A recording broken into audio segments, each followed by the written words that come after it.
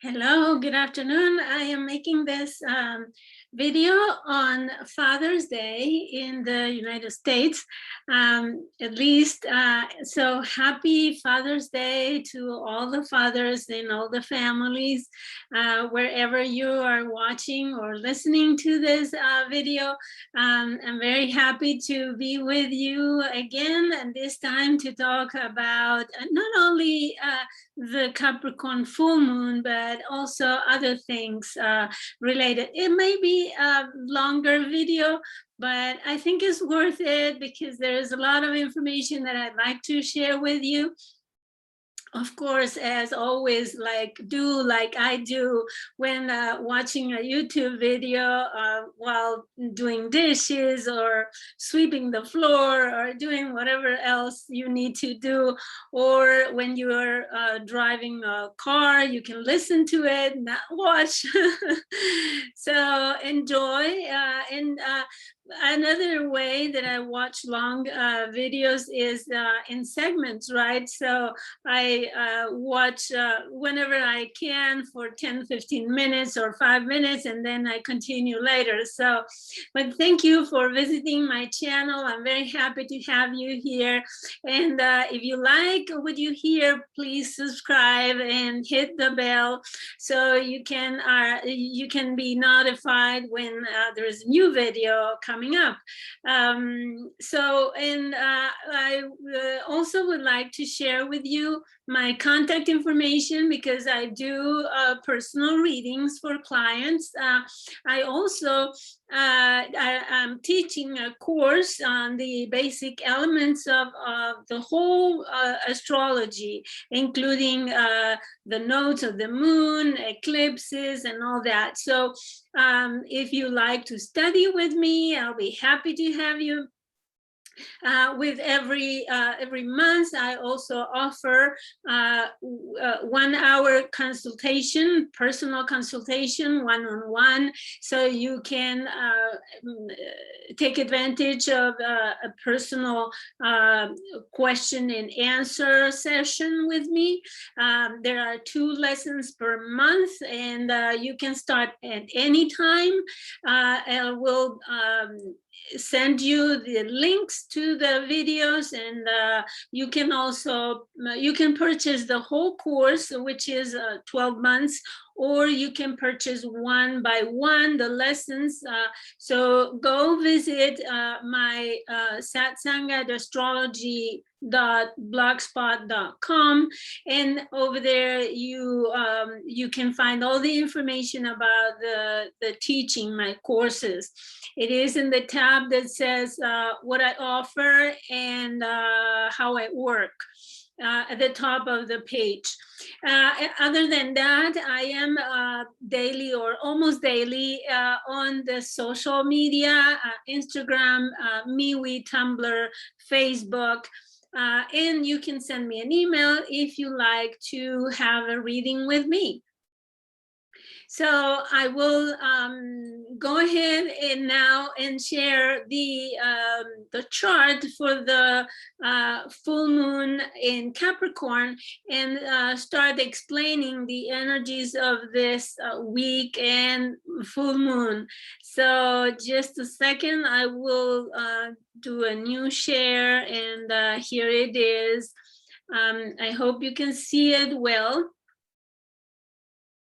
So here it is. Let's see. Okay. So here's all the information that the chart has. Let me help my view, arranging things around. And yeah.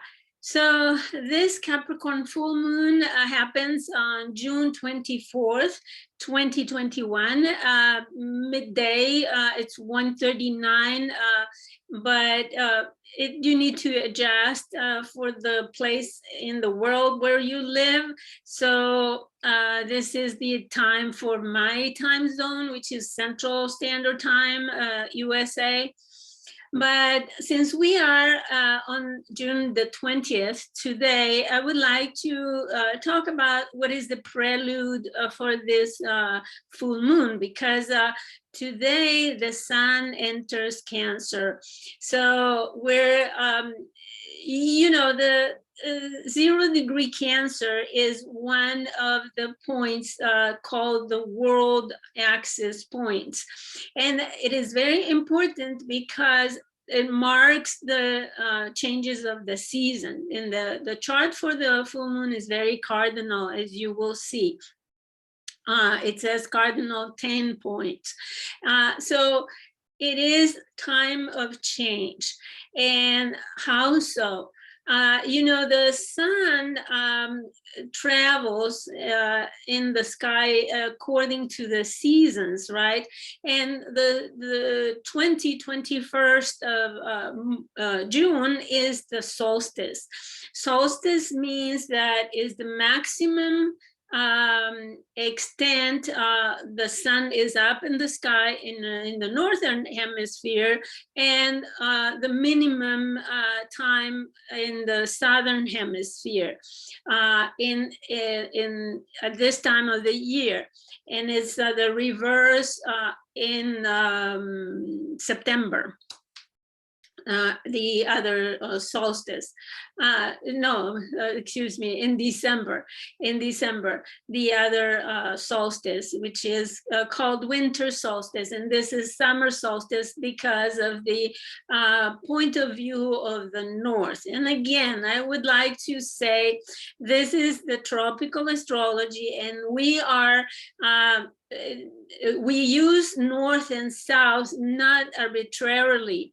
The north is the direction where the whole solar system is going in the travel throughout space. So the sun is going in a certain direction around the galaxy center. So that is the north. So it's not arbitrarily. And the south is then the past, what we leave behind. So that's one point. And another point that I want to make is about the Cancer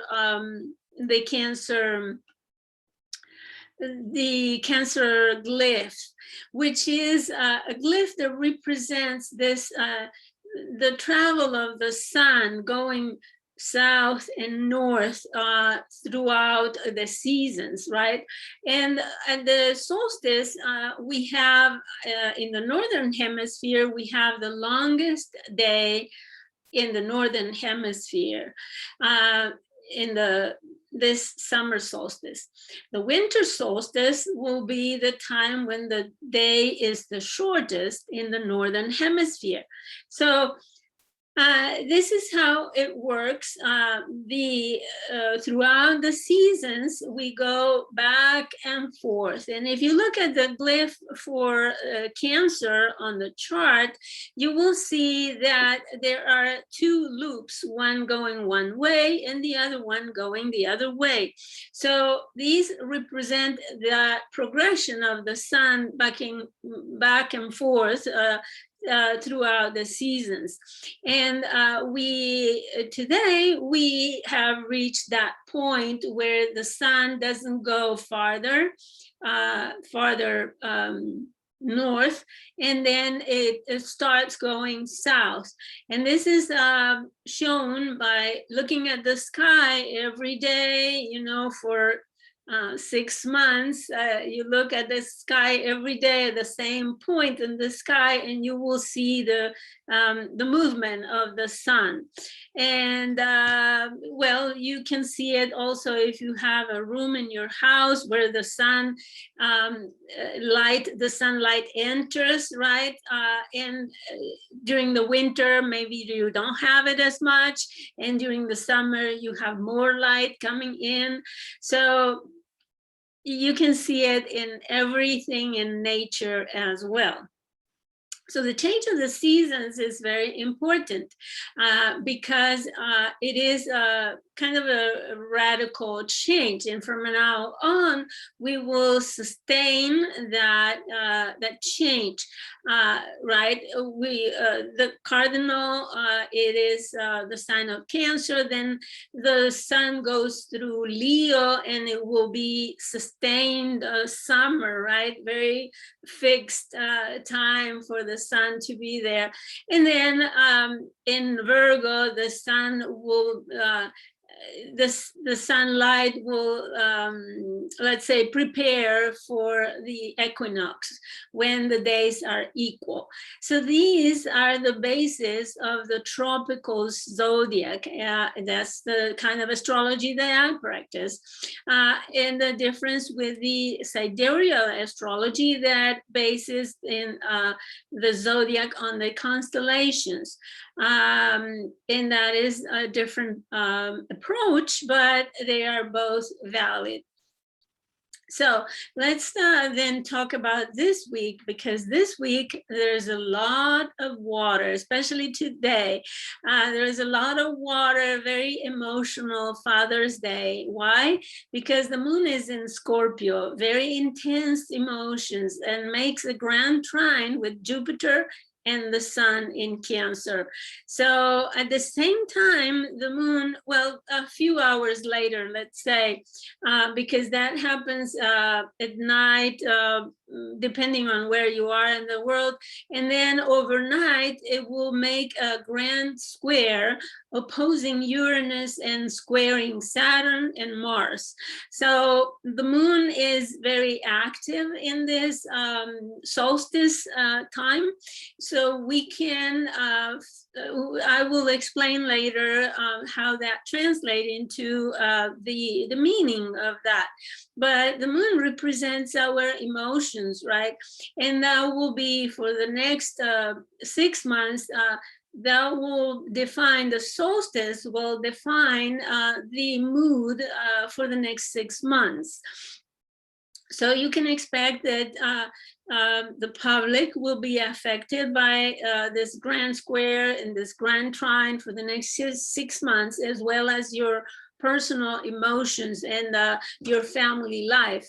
So it's going to be very emotional mood, and you will feel it today. At some point in the day, between now and Monday, you will feel these intense emotions. After all, the moon is in Scorpio, right? Where she's not very happy at all. Anyways, this is a surcharged energy that may give way to violence and social emotional explosions. So you can see that in the news, probably, if you watch the news. But it's very important to consider the moon participation in this solstice chart. Mars is also active, opposing Saturn. And if you remember, the opposition, of course, is the middle of the cycle, right, with Saturn. And the conjunction happened on March 31st, 2020, which brings to a head what started there. And you certainly don't forget that in March 2020, we were all under lockdown around the whole world. So what battle will Mars fight against Saturn this time in the same context of events? We are probably seeing already, right? We talk about healing, about the new variants of the virus, and so many other things related to the pandemic, right? So there could be also revelations, because Mars opposing Saturn, it's similar to the full moon, right? That will be a full Mars, where Mars is showing all the light of Saturn on his face. So Mars will be reflecting that Saturnian in Aquarius, that Saturnian energy in Aquarius, which is the structures and regulations of society, right? And reflecting and projecting on Mars. And Mars in Leo, it is very active, and Mars wants to be the center stage, right? Mars wants to be probably theatrical and showing up as a character, protagonist of the scene, of the play. So it will certainly show up somehow opposing authorities, opposing restrictions of social activity, and the like. We see that kind of energy contrasting that impulsive life and desires to be to enjoy life, right? The Mars in Leo wants to enjoy life and to participate in fun activities, you know, the summer activities. So Mars wants to be out and about. Now, we also have the Jupiter station in Pisces, which intensifies this confusion and probably this losses, right? Endings, disappearance of things, things disappear, and evaporation. So we have seen the hurricane season in the Gulf of Mexico and the Atlantic, how it started with a bang, right? I saw destruction of homes, flooding already. So this is because Jupiter is stationed in Pisces, which will make a lot of evaporation, right? And that a huge amount of water falling on the earth. Jupiter in Pisces is a lot of water. So we can expect a very active hurricane season. So next Tuesday, Mercury will station direct also. And on Wednesday, it will move direct. And what happens is that Mercury has been, and it still is, in square to Neptune. So my advice is, I know the cliches probably, but having Mercury retrograde square to Neptune is the worst of the worst Mercury retrogrades, because travel can be problematic. If you can avoid it, if it is possible to avoid travel, even short distance travel, it is advisable not to do it, because for example, a couple of days ago, I had to go downtown in the city where I know everything, and then I know the neighborhood where I was going, and I got so disoriented, and I didn't know how come I came. And I came back to the same place where I started, and I said, how come I came back here? So I was completely disoriented. And this is what happens when Mercury square Neptune. You get disoriented in a place that you know very well. So disorientation, getting lost, unable to access your devices. For example, your GPS, your navigator will not work. internet intermittence, that it goes around and around and around and it doesn't go anywhere. So it has happened to me. We had some hiccups on the phone. So all of those related to Neptune. So be careful with, if you work with technology, phones, email messages, communication get foggy and muddy sometimes. So all that will be intensified this week because Mercury will be stationed direct, and that will be more intense. So phones may go haywire, your mind will be foggy and completely confused, and sometimes you may experience disillusionment, delusions, mental delusions, intellectual delusions, misinformation, misunderstanding instructions, for example, and even losses. You may lose information. So be careful. Do not drink anything by your computer, any liquid. Don't put any liquid by your devices of any kind. So because Neptune is water, so be careful with your phone. Don't go to the bathroom with the phone because it may fall into the toilet. So be very careful. So also, with Mercury square Neptune, don't believe anything you hear, not even me. So it was interesting to have Biden putting summit this past week, right? Because what do you think about such a discussions under Mercury square Neptune? I mean, keywords are entanglements, misunderstanding, misleadings, just straight lies, false data, and also I heard a clip of Putin saying some things, and he was completely evading the questions of the reporter. So it was interesting because evasion is also Neptune square Mercury, evading the question, evading the answer, and going around, you know. So it was very interesting to see this energy reflected in those discussions. I don't think anything will come out of those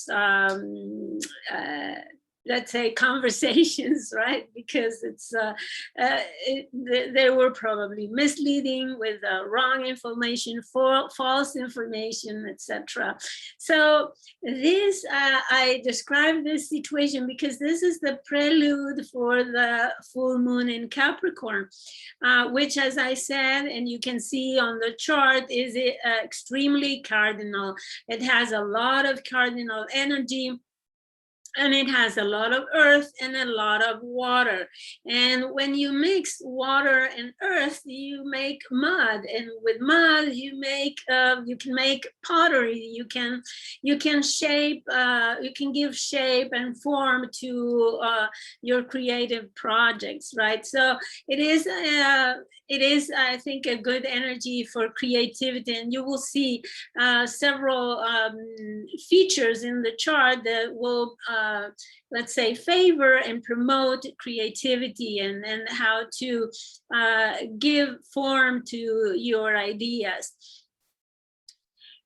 So this is also the culmination of the new moon that happened 6 months ago, and that was January 12th, and it was at 23 degrees. And if you remember, it was conjunct Pluto and square Eris, the goddess of discord.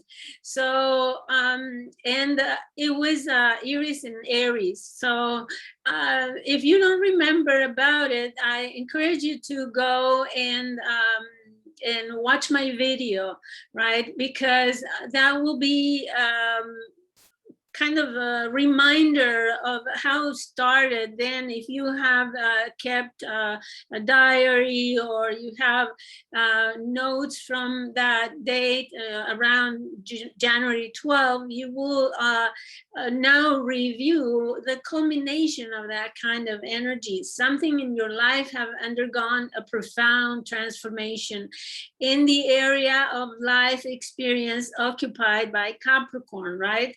If it is your 5th house, that will be about your how you enjoy life, or your children, your creativity. If it is the 7th house, then it will be your partner, or people, how you relate to people, etc. So moreover, it is also, and probably more significantly, related to the solar eclipse of December 2019, which happened at 4 degrees Capricorn.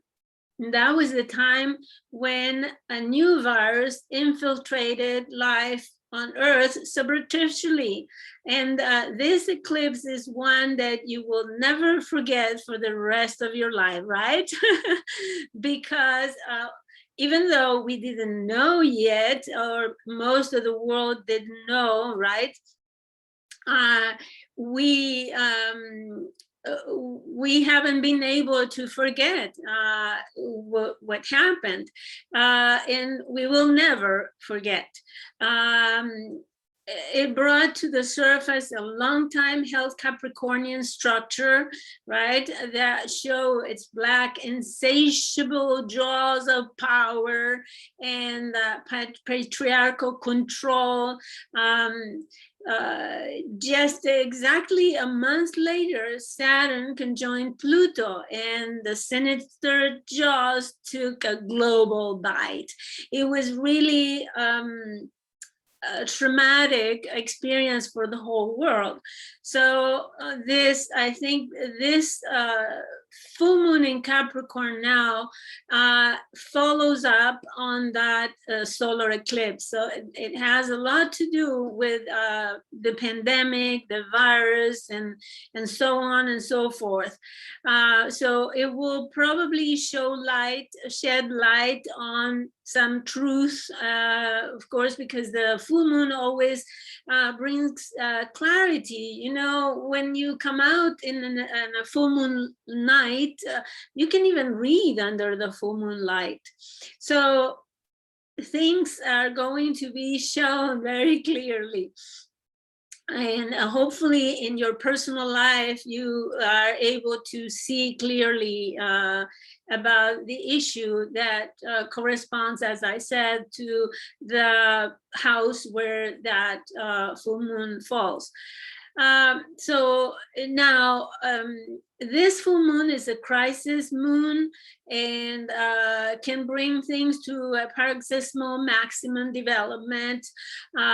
It is out of bound, meaning it's 25 degrees above the line of the ecliptic. So it is it could be traumatic. You know, things may develop in a way that first of all, you may not expect it, because of an out of bound moon can manifest in crazy ways. It may show up as a huge miasmic vomit of truth, you know, things that you rather don't hear, but it's time for you to learn. Just a couple of days ago, I heard a podcast about a completely erased criminal chapter in American Black history, which was the Tulsa Massacre. Earlier in the week, I also listened to new revelations regarding Nixon, the Pentagon Papers, and the Vietnam War. So revelations about this Capricorn, you know, corruption of power, etc. And so enough to generate the indignation of any honest person, right?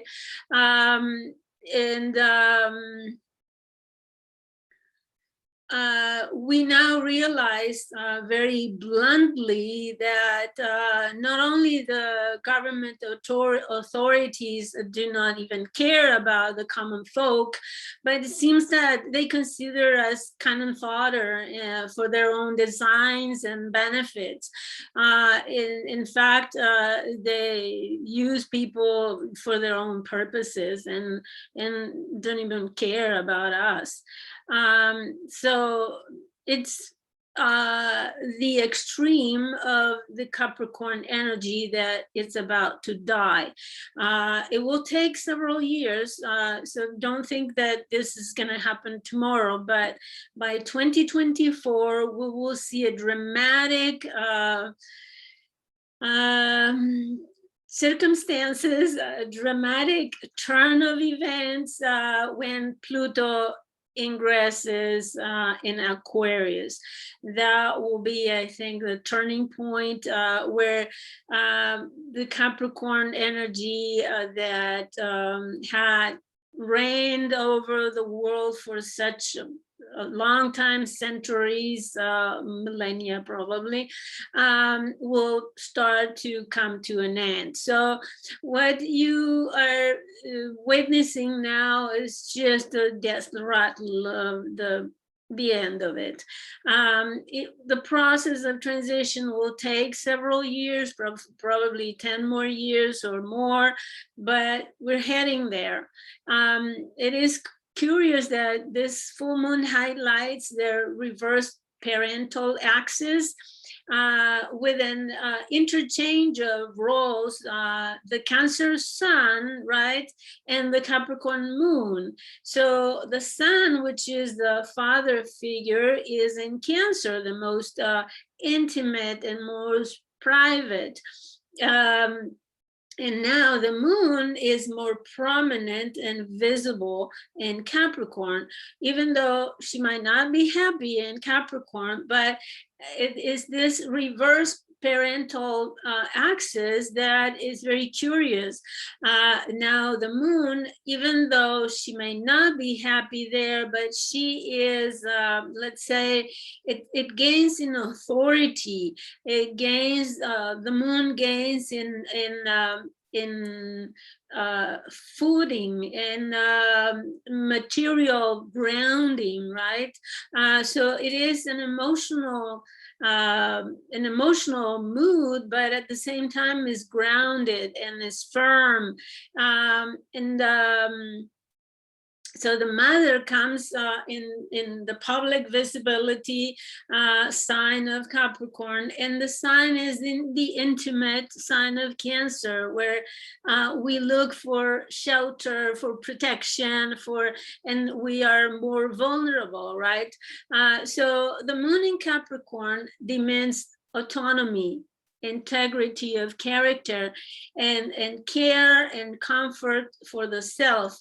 And also it demands us to grow up, to be emotionally responsible for the self, and also able to manage on our own. You need to take the reins of your emotions and hold them. It is a dry, cold place. Capricorn is not hospitable, but the moon toughens up and becomes stronger, endures the lack of, protection and coziness to overcome the vulnerability.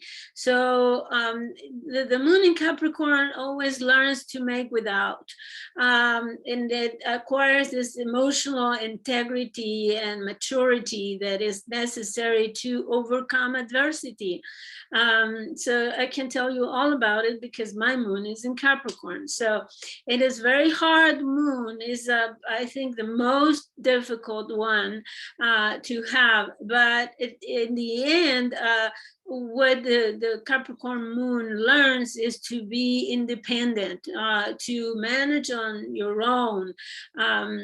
But remember, this full moon is an out-of-bound moon, first of all, but it's also a moon that is very afflicted, and not only because of the opposition with the sun, right, but also because it's ruled by Saturn.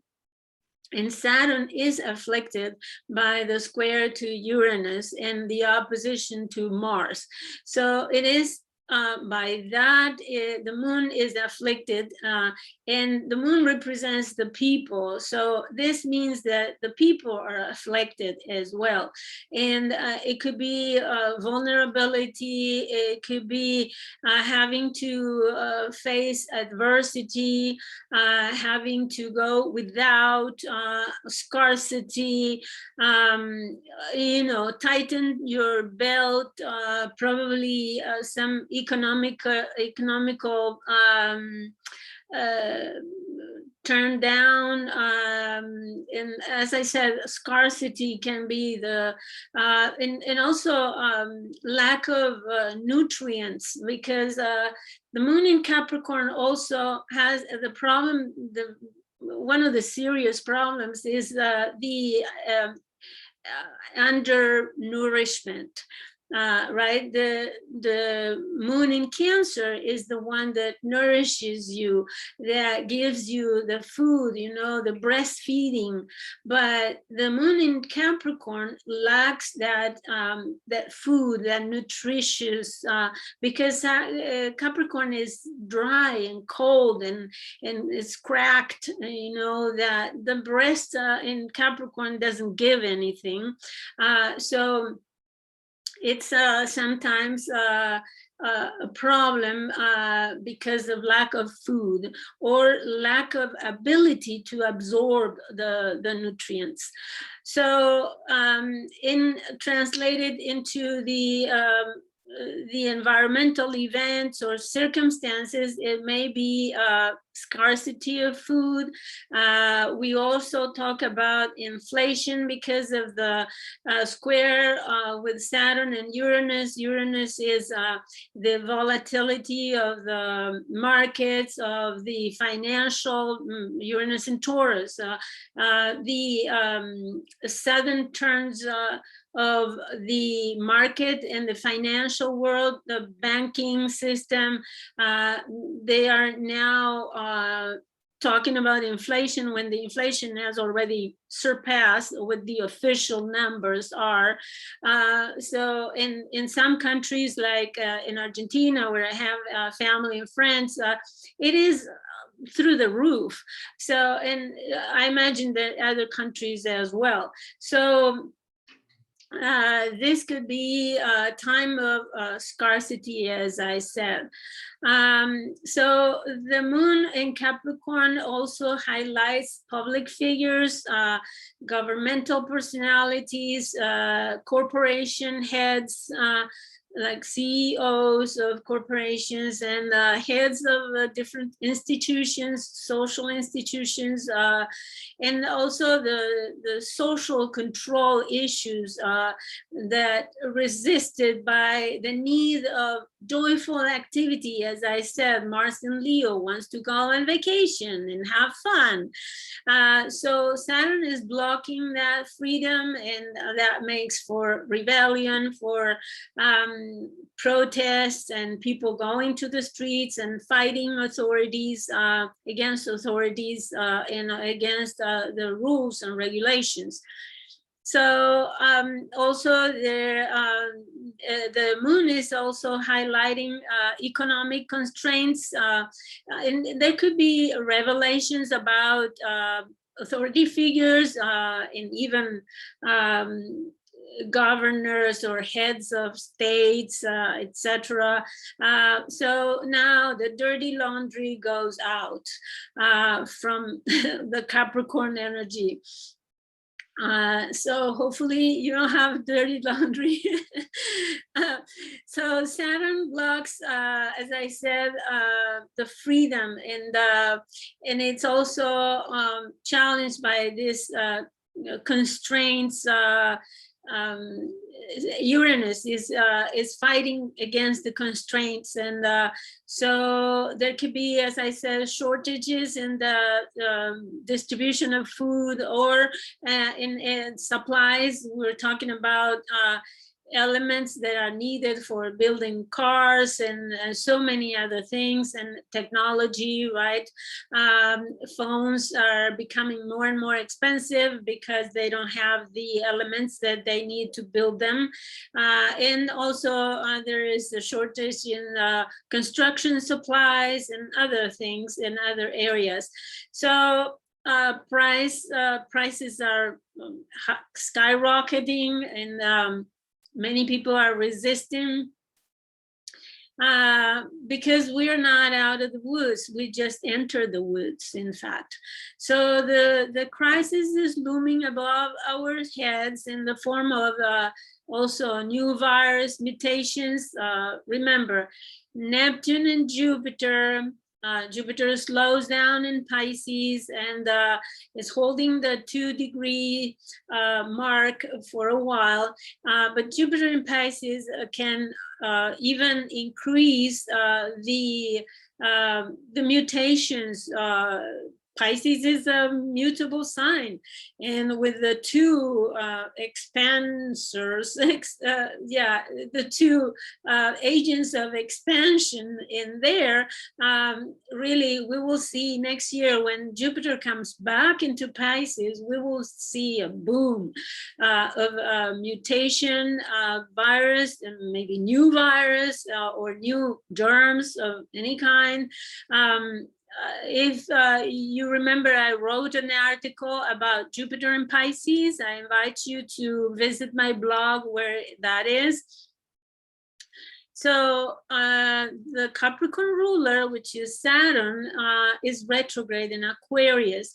So now it is withdrawing restrictions, reconsidering, you know, in the square to Uranus, Saturn is responding to the rebellion and to a certain extent, especially because of economic reasons, right? Europe has decided, several countries in Europe has decided to open the frontiers, the borders, so the tourists can come in, because the tourists are the big source of income there. And so they need tourists, but this doesn't mean that people are protected against the virus, or that people are immune already. Yeah, there might have some protection in being vaccinated, but we cannot be 100% sure. And that's what the scientific authorities also are telling us, to be careful. So yeah, we are all excited to go dancing and partying and doing things with other people, but we need to be still vigilant. As I said, we don't know what the mutations will bring. And of course, Saturn is, as I said, re-examining the Uranus proposals, but be cautious, because when Saturn goes direct, then the restrictions will be back in place. And that will happen, I think, by December. I don't remember exactly the date, but definitely in about 4 or 5 months, Saturn will come back direct. So it is a re-eval of events and review situations and circumstances of the past 4 months within the period of May 23rd to February 15. So we're reviewing that period from 6 degrees 53 Aquarius to 13 31 Aquarius. Those are the degrees, the section where Saturn is reviewing, and we'll be back. So if you have planets within that range in the fixed signs, you will be directly affected by it. So the Saturn will turn direct in October 11th at 6 degrees 53 minutes. So that Saturn square Uranus and opposing Mars is very, very volatile, and it's a very unstable Saturn position, especially because the retrograde is not the full Saturn. You know, Mars in Leo, as I said, wants to be noticed by his actions and will confront authority head on. So we may expect protests, riots, and violent attacks triggered by Uranus, unexpected, especially regarding economic problems, regarding money and resources and supplies of food or any supplies of natural products, produce, for example. So we're through the pandemic, we have been changing our values, but that work is not done yet because Uranus will stay in Taurus up until, I think, 2023. Yeah, I think it's 2023. In fact, for 7 years. So another square that is important to consider is the moon and the sun squaring MakeMake. And MakeMake is one of those trans-Neptunian planets that is recently discovered. According to the astrologer Henry Seltzer, he says that astrologers have not had enough time to study it in birth charts. However, it might develop that this planetary archetype comes to represent the power of life to triumph over adversity by drawing upon inner reserves of vigor and natural lore and the instinctual urge to survive at any cost. Where she is located in the chart will be a source of inner strength and protean flexibility. So MakeMake in Libra refers to the creation of the creation god of Eastern Island or Rapa Nui. It's somewhat smaller than Pluto or Eris. It has a 306-year orbit around the sun and was discovered in 2005. Now, as the creation god of Rapa Nui culture, MakeMake symbolizes a connection with the environment, right? It is the myth goes that it's called a Birdman and was selected from tribal elders each year, and they would be representative of the tribe. So they will choose a representative to a young warrior who will compete to find the first egg in another rock right the south of the island. So he will recover that egg and climb back the rocks of the Eastern Island and consecrate his champion, right? So that person now with the egg, the first egg, and as you see, the egg represents that Easter meaning of the birth of life. It's also a story of the springtime, right, where life renews itself. So you can read more about it. I'm going to put a quote of the myth in the description box below, so you can read more about MakeMake. But it represents this alchemic process in your mind that during the times of isolation and introspection, we have dug deeply into the psyche and found a renewed creative power. So this man will be like similar to a guru or something, and with the egg will go into a cave and isolate for 1 year.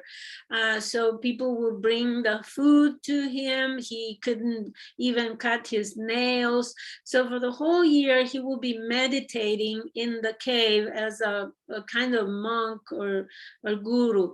And then when he comes out of isolation, he comes with new wisdom to share with the tribe. So this symbolism is what we have gone throughout the pandemic, because we had to go into introspection, face ourselves, and discover our creative power, and also renew the wisdom that we had. So we had time to think about how to come back into balance, and also think about the renewal cycles of nature, right? Because we understand we were faced with death, literally. So that triggers our reflection on life and death, and what is it that we value about our life in the face of death.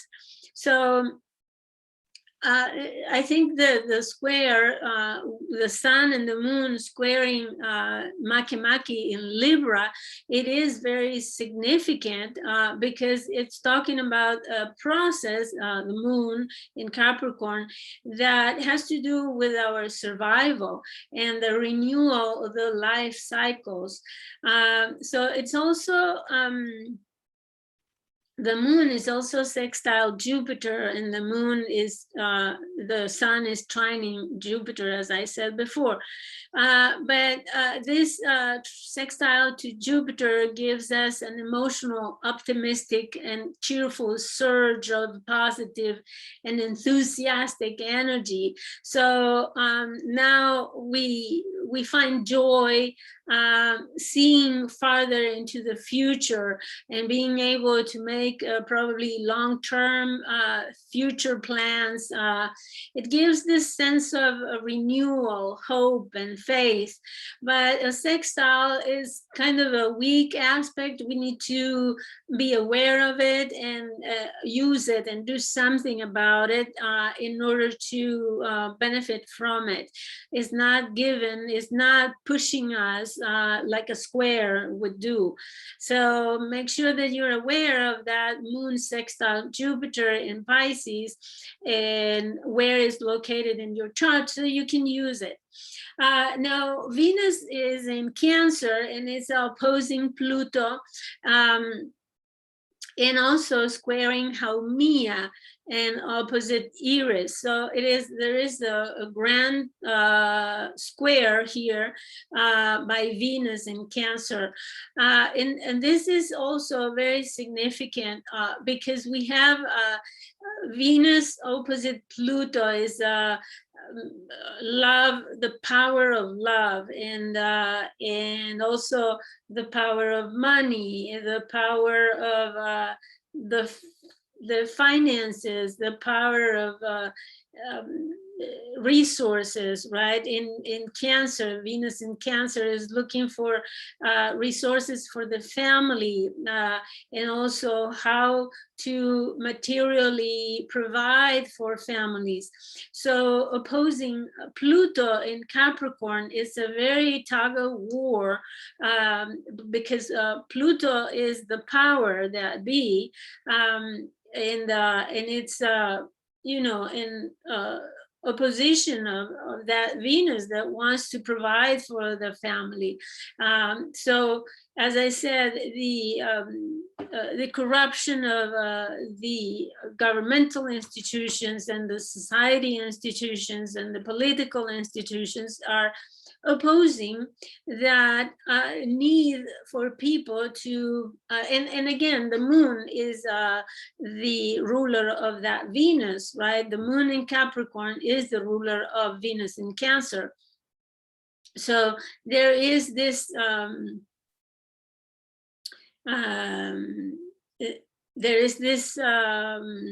energy of finding the power, you know, empowering Venus in Cancer. And the square to Eris gives this rebellious push, this rebellious urge. And Haumea is also a new planet, new discovered planet in December 2004. And it's considered a dwarf planet, again, trans-Newtonian, Neptunian, trans-Neptunian planet, and it's in the farther side of the solar system after Neptune. It is about the size of Pluto, but not less significant. It was named out of Haumea as the goddess Hawaiian fertility and childbirth. The great creation goddess and the ancestor of all indigenous Hawaiians who are descendants of the ancient civilization of Mu. Haumea had the power to change her form as her nature was constantly renewing and giving birth to children from all the parts of her body. Although she grew old, she was continually transformed into a young woman, representing the cycles of women's lives. So each of her children emerged from a different part of the body, symbolizing a profoundly nourishing source of life. So Haumea represents then this tree of life that we are mostly going against by consumerism, by exploiting nature and going beyond the exploitation of resources and abusing the nature's power to renew itself. I mean, we've seen during the early lockdown last year in March, we saw how the Earth was quickly renewing, right? But we need to give her time. If we are using the resources so fast and abusing those resources and throwing out and wasting the resources, the Earth doesn't have time to recover. So we need to slow down the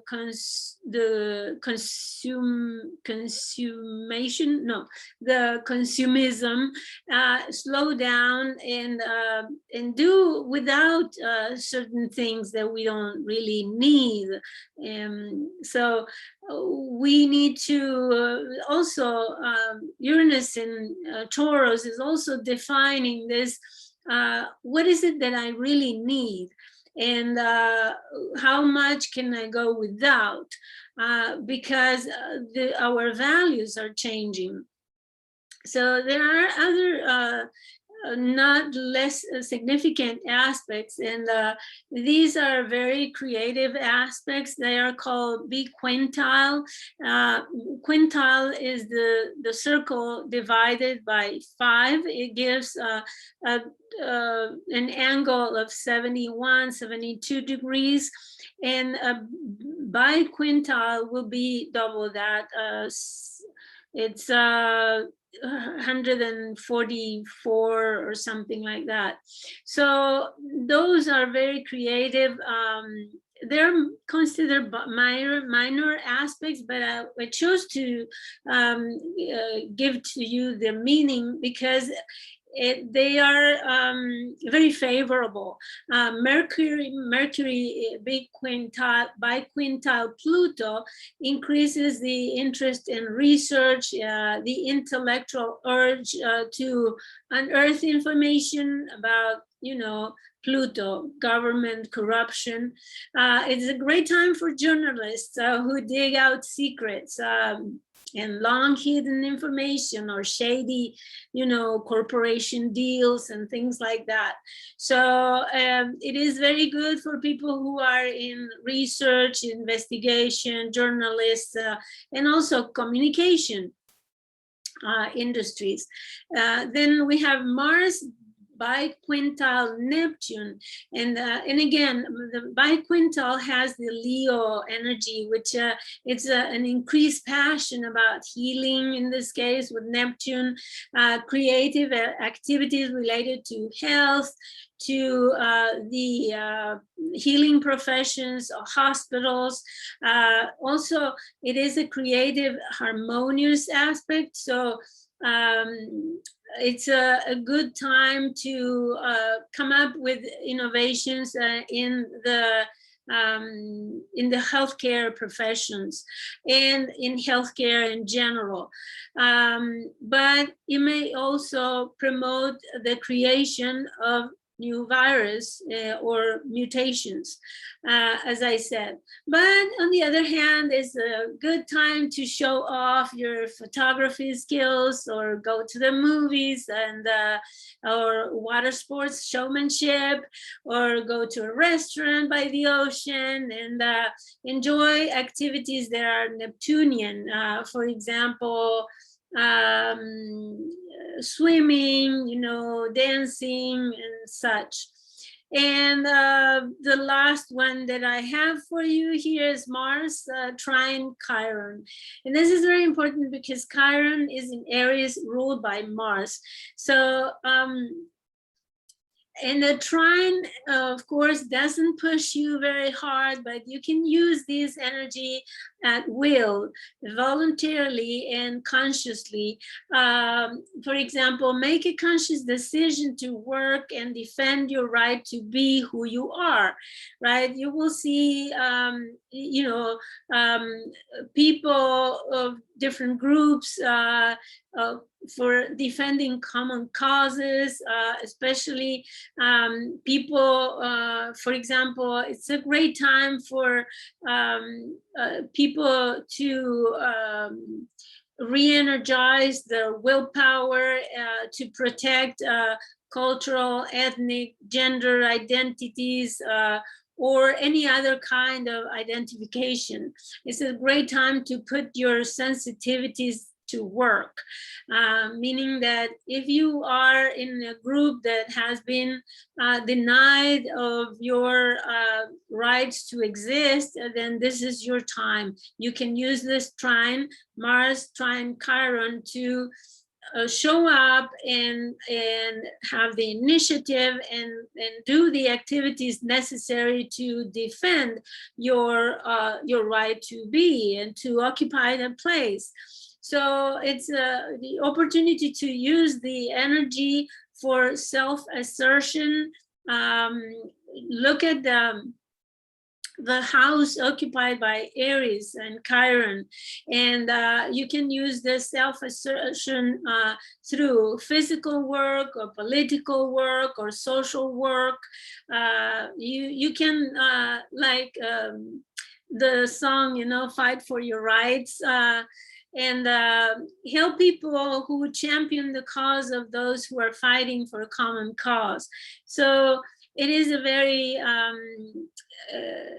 initiative and creative and powerful physical energy that you can use to heal your wound, your vulnerabilities about your your identity and your rights, right? So fight for your rights. So in general and in conclusion, I will put in the description box below the links to my videos on the Capricorn new moon in January and the solar eclipse in Capricorn for December 2019. So you can refer to those if you have time and if you like. But in conclusion, I would say that there are many changes coming with this full moon, many revelations that will be surprising for some, and there will be struggles, struggles of power.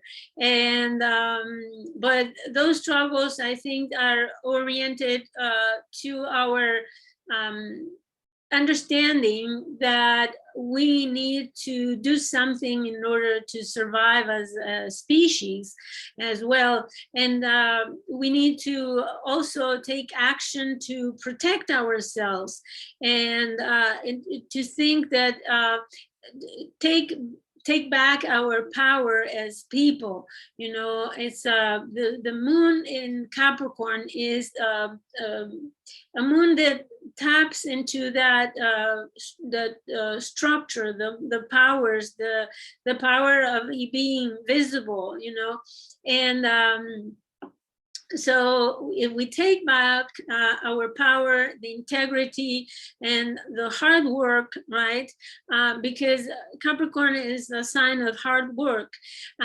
In the long run, repeating the hard work, every day, and being consistent, as I said, Capricorn demands integrity, demands maturity, becoming an adult. So if we do that, we can, I think, overcome the challenges that we have presently. So I hope this analysis of the full moon chart helps you to have some insights into the energies that are at play now. So if you need information about your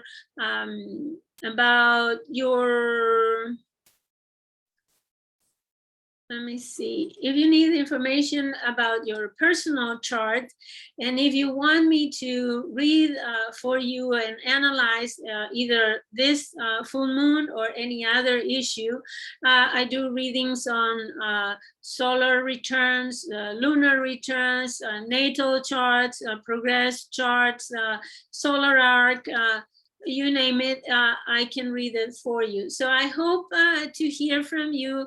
If not, just a comment in the comment section below. I would really appreciate if you subscribe and hit the bell so you are notified when I publish another video. For now, thank you for coming and visit my channel, and I hope you had a great time listening to this astrological report. Thank you so much, and have a great full moon. Bye.